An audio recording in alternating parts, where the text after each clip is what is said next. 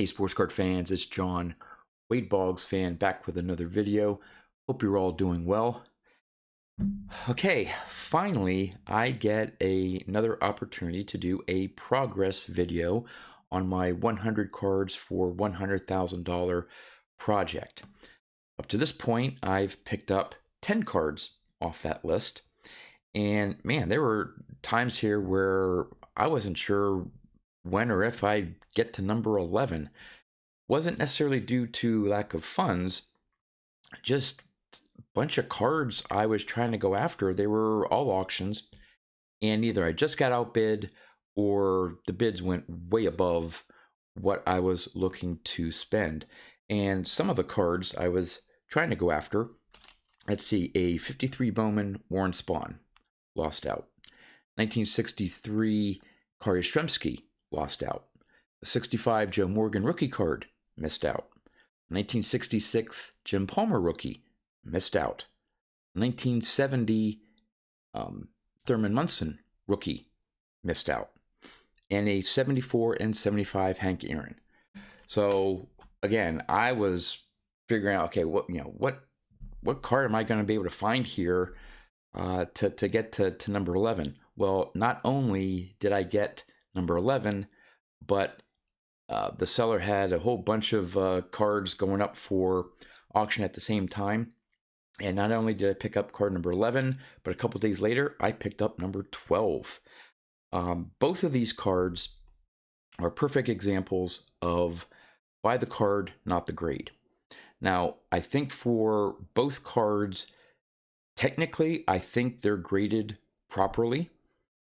But the eye appeal of these cards is just outstanding in my point of view.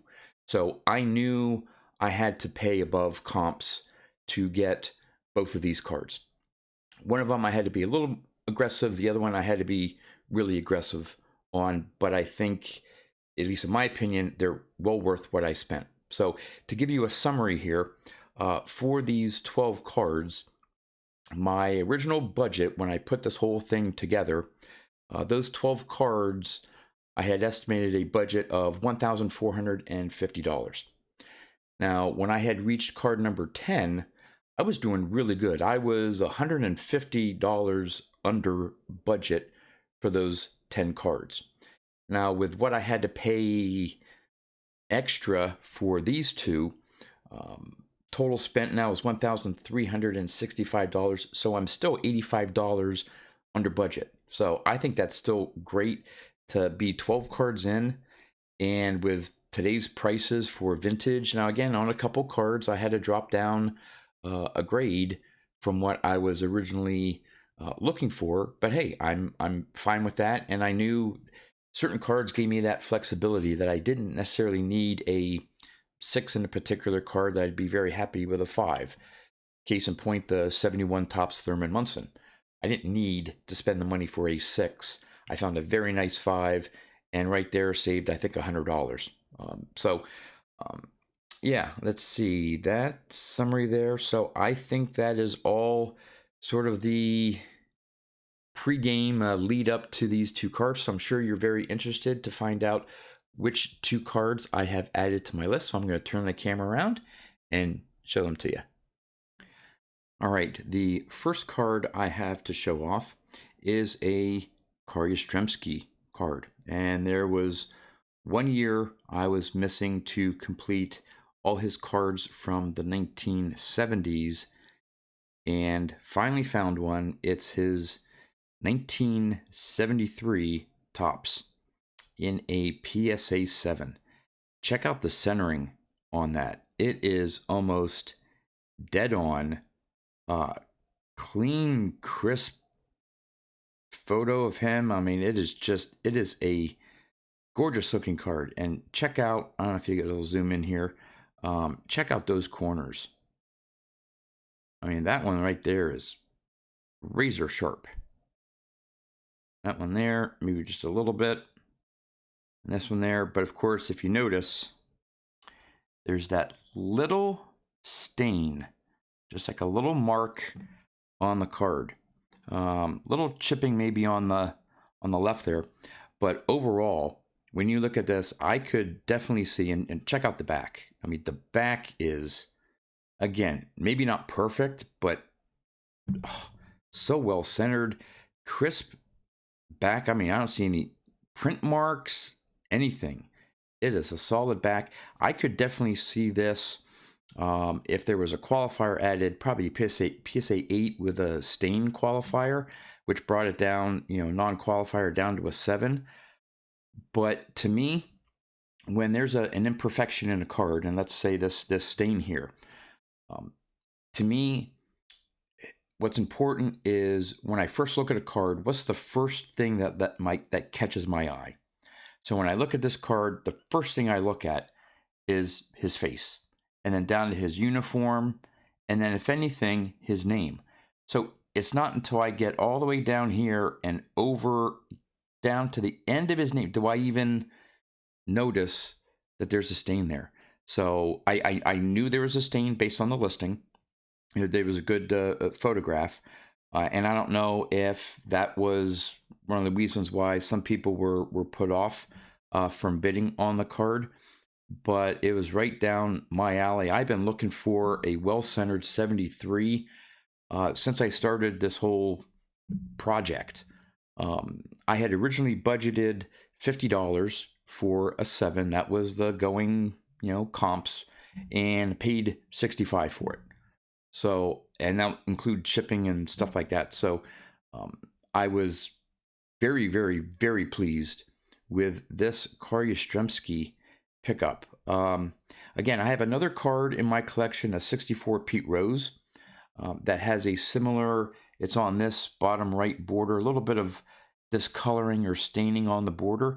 But if you know 64's, his Pete Rose's card, his big portrait is right there on the left-hand side. And again, that's where my eye is drawn. So I don't even really notice the discoloration in the border. So that's another example where to me, centering, crisp, good registry, great overall eye appeal, but I'm willing to have a little bit of imperfections on the card. Again, I'm not looking for PSA 9, 10 examples here. So, all right, there is card number 11. Card number 12 is another player that I've picked up a couple cards of recently. Speaking of the Kari Yastrzemski, so I now have his entire 1970s run and his 1980. So in terms of his vintage cards, the only ones I'm missing are his 61 through 65 and his 69. So I'm getting really close to completing the vintage run. There are a few I have to still pick up for his player run into the 80s, but I'm not missing too many of them either. So I don't know if by the end of the year, probably not, but maybe sometime next year I will be able to complete my Kari Yastrzemski playing day run. So, all right, so on to card number 11. Again, another player that I've picked up a few of his cards as part of this project. I'm way far away from completing a player run on this player just because of the prices, but it is this gorgeous 1968 Topps Hank Aaron in a PSA 6. Now, I know it's off-center, top to bottom. That bottom border there by his name is typically, there's a little bit more border to it, maybe a little off left to right, but just check out how sharp those colors are. And again, taking a look at the corners, all right, look at that. I mean, it is a sharp looking card, right? And then check out the back. That is a solid back right there in terms of overall centering. Again, no print marks, anything like that. And at first I was like, I don't know how this is a 6. I mean, I've seen some 7s that aren't as well centered or have as good of an eye appeal as this 6. And so my budget for a PSA 6 Hank Aaron was $150. I went all the way up to $200 for this one, and again, including shipping, because I wanted this. To me, this was a great example of his 68 tops. Now, upon further inspection, I know why this is graded a 6. I don't know if the camera is going to pick it up. I'm going to see if I can get, okay, maybe you can see it right there, right by his sleeve, right at the top of my finger there. There appears to be like a little surface bubble, just a slight bump on the surface there. So that maybe knocked it down a little bit. And then, I mean, ever so minor, but these, the grading companies pick this stuff up. Again, you may not be able to see it. I don't know if it's going to show up with the glare or not. Maybe right, oh boy, I mean, it is so faint. You have to have it at the right angle. There is a ever so small hairline crease going from his shoulder up to his neck along the white of his jersey. You honestly, I like I said, I don't think I can even get the camera to pick that up. It is just so minor. But again, these small little flaws, people when they submit these cards, I don't think oftentimes they really take a look at the surface of the card, and they're more concentrated on the corners and centering, maybe edges. But the surface is another one of those grading criteria that sometimes you may miss a small little imperfection in the surface. And again, this one, but again, you have to really hold it at a particular angle. And it wasn't until actually that I started putting it in the protective sleeve to get ready for this video that I happened to notice it. I mean, it is so minor. I just happened to spot it. The light hit it at a certain angle. So yeah, there is that gorgeous 68 Topps Hank Aaron. So I am very happy, to say the least, with these two additions. This card is Yastrzemski. Again, I've been looking for one that is well centered. There was one that was fairly well centered on the front and was so far off on the back. I'm not as, the backs aren't as important to me, but with Kari Yastrzemski, I'm really looking for some nice quality, good eye appeal cards, and that back just didn't do it for me. So I kept looking, kept being patient, and I found one that I love. And of course, it's never bad to own a Hank Aaron in your collection. So would love to know in the comments which one of these pickups you personally like the best. And you've seen the thumbnail. How about this? I would, even though, hey, whatever card I find in the budget and stuff like that, but would love to get your opinion on what card I should go for next. Now, of course, don't put the 52 tops. I ain't going for the 52 tops, man. I'll probably never will. But there are some cards that are in the $100 to $150, $200 range that I may try to look at next. It won't be right away. Got to save up some money now that I've spent the money on these.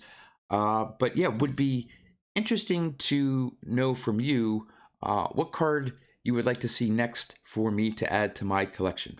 Not to say that would be one that I would focus on, but would just love to know your opinion. So that's all I have for you. As always, thanks for watching, and I'll see you next time.